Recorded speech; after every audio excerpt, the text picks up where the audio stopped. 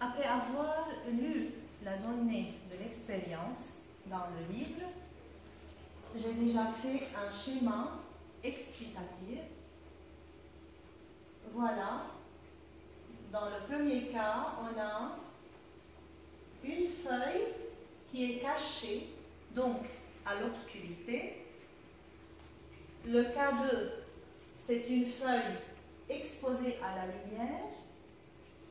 Dans le troisième cas, on a caché partiellement la feuille avec un cache noir, c'est-à-dire on a interdit la lumière d'arriver à la feuille. Et le quatrième cas, une feuille panachée. Je répète, panachée, c'est-à-dire qui a deux couleurs. Naturellement, elle est colorée en deux couleurs. Au centre, elle est verte et à la périphérie, elle est blanche. Dans le premier cas, le document A dans le livre, on voit le résultat. Voilà. On a dans le document A, après avoir coloré la feuille avec l'eau iodée et la traité comme on l'a fait dans la procédure qu'on a fait à l'écran, on a obtenu une feuille colorée en brun. Le deuxième cas, document B, la feuille, elle est colorée en bleu foncé, c'est-à-dire l'eau iodée s'est transformée en bleu en contact avec la feuille B qui est exposée à la lumière. Elle était exposée à la lumière. Dans le document C, une feuille partiellement cachée, on voit les deux couleurs, marron et bleu foncé.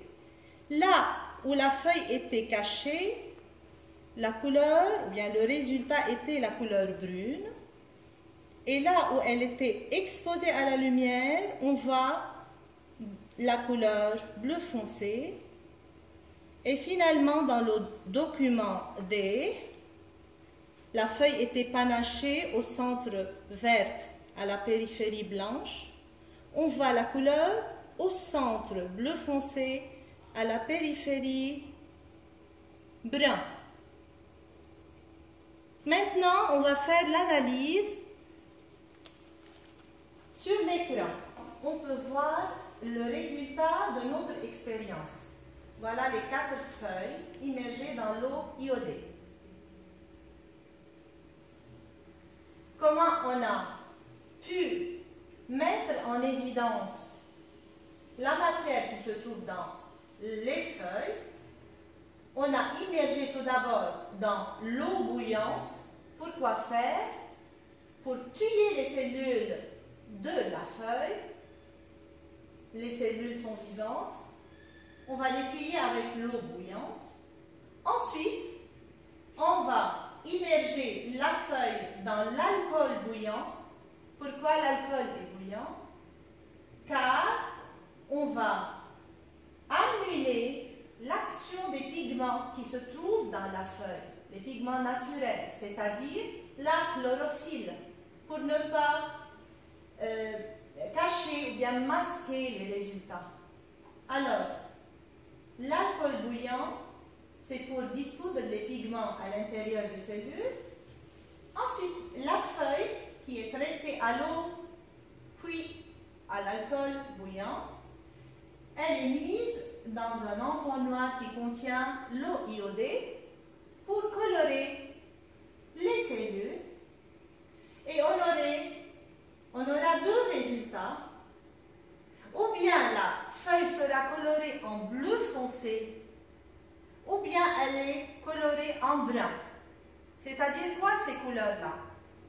Le brun ou bien le jaune brunâtre, c'est la couleur de l'eau iodée.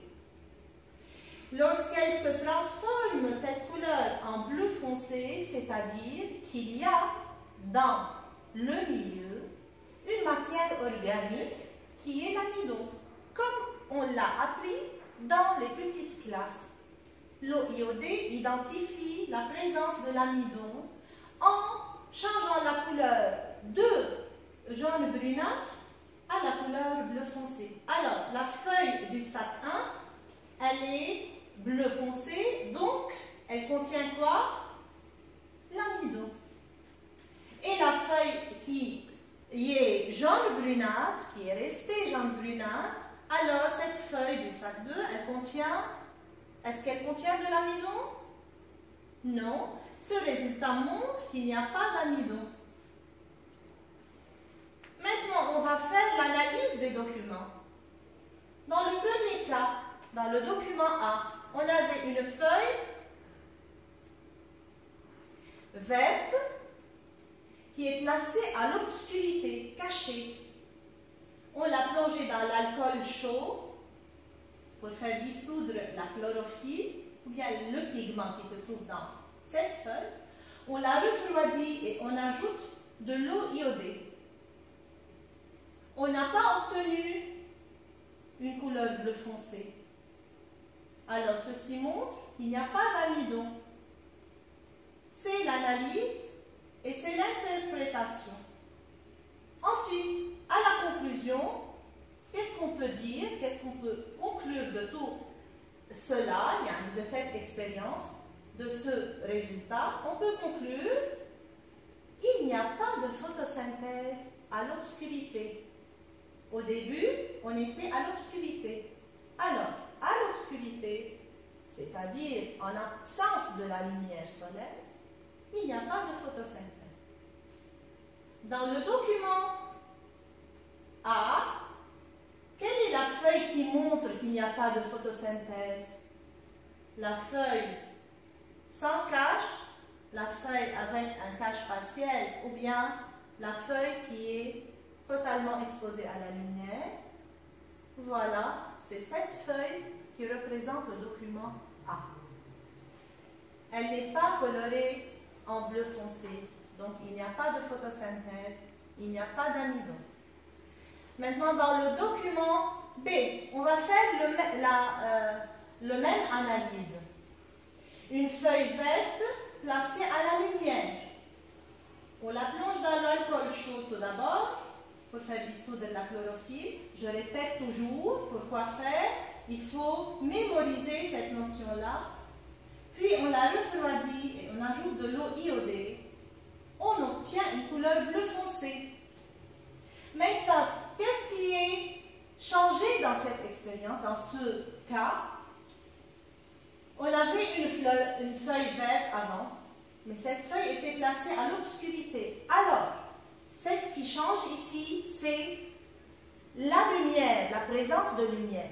Donc, on appelle cela le facteur qui change, le facteur variable. C'est la présence de lumière. Avant, il y a obscurité, maintenant, il y a de la lumière. Donc, on a obtenu une couleur bleu foncé. Ceci montre quoi, le bleu foncé? Montre qu'il y a dans cette feuille la matière organique qu'on appelle amidon. Donc, l'interprétation, ceci indique, ceci montre la présence de l'amidon. La conclusion, c'est que, puisqu'on a obtenu la couleur bleu foncé, puisqu'il y a de l'amidon, alors il y a la photosynthèse. Il y a photosynthèse à la lumière. Je vais donner une remarque ici.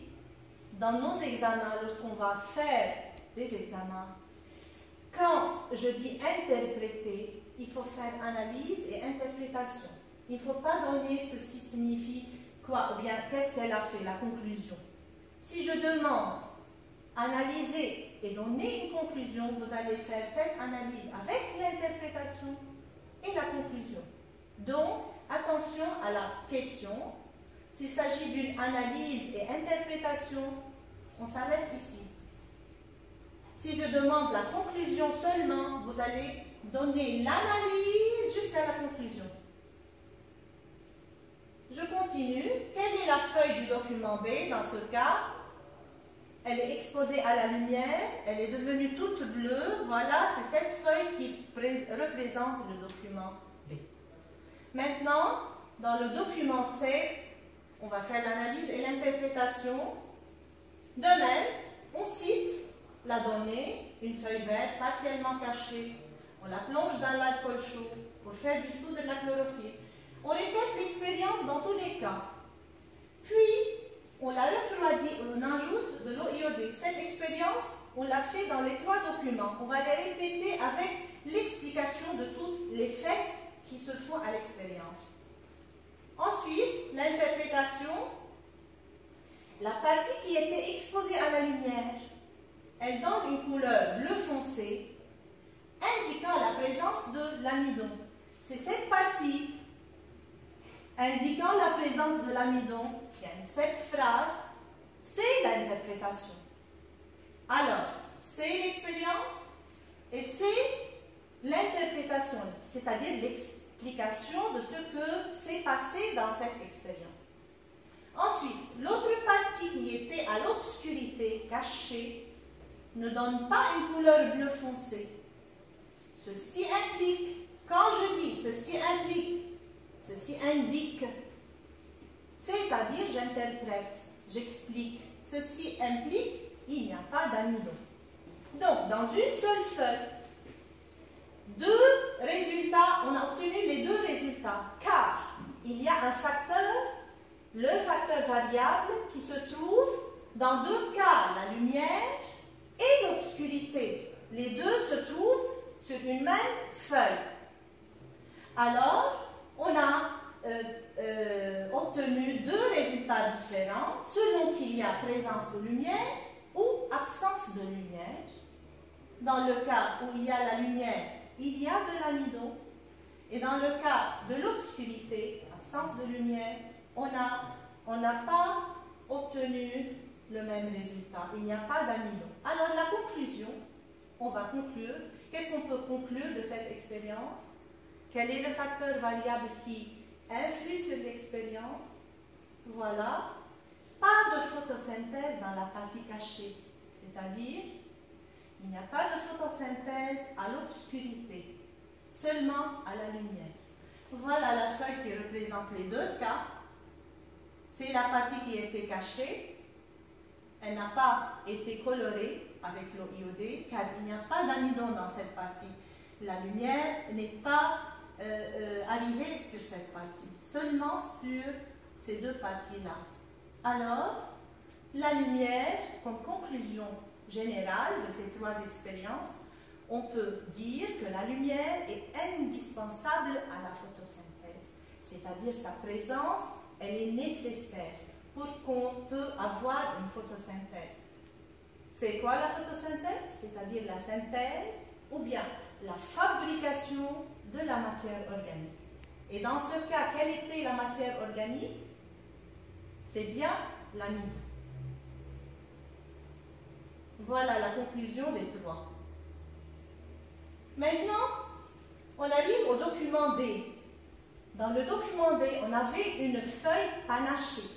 C'est-à-dire quoi panachée? C'est-à-dire qui présente 2 couleurs.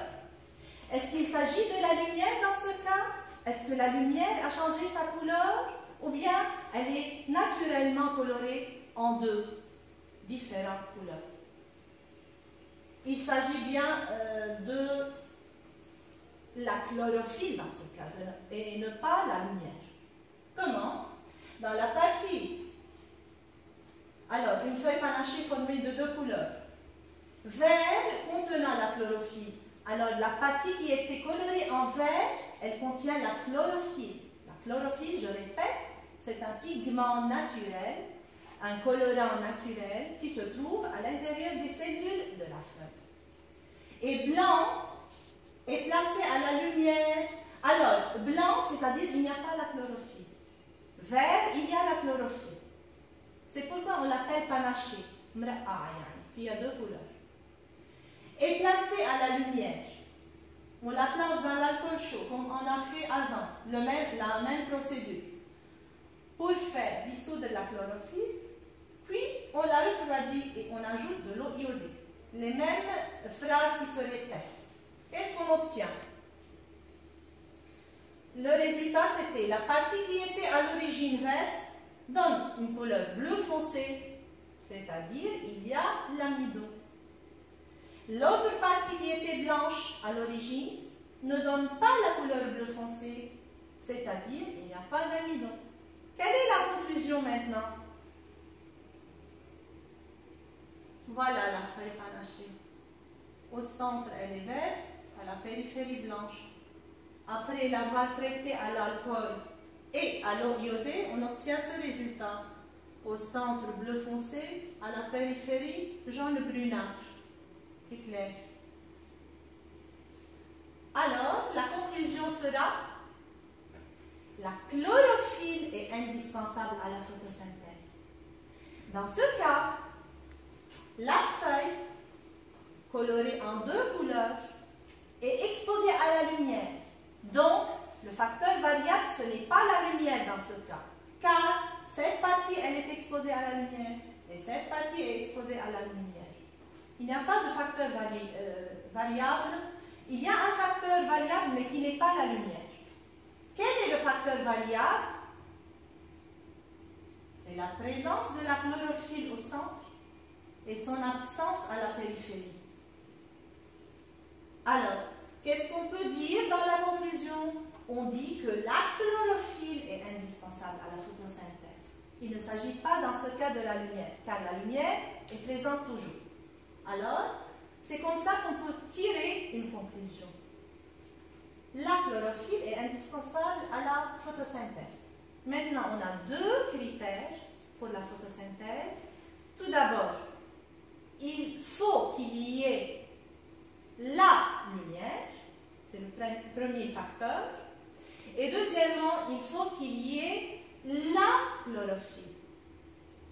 Il y a un troisième facteur qu'on va retrouver dans le document d'après, le document E. Le dispositif suivant, il est pareil et semblable à celui qui se trouve dans votre livre. Dans ce dispositif, on a la plante, un pot de géranium, la même plante que j'ai dessinée sur le tableau avant. Mais dans ce cas, il y a un sac et un autre sac. Le sac 1 et le sac 2. Qu'est-ce qu'il y a de différence entre ces deux sacs? Quelles sont les conditions qui diffèrent dans ces deux sacs?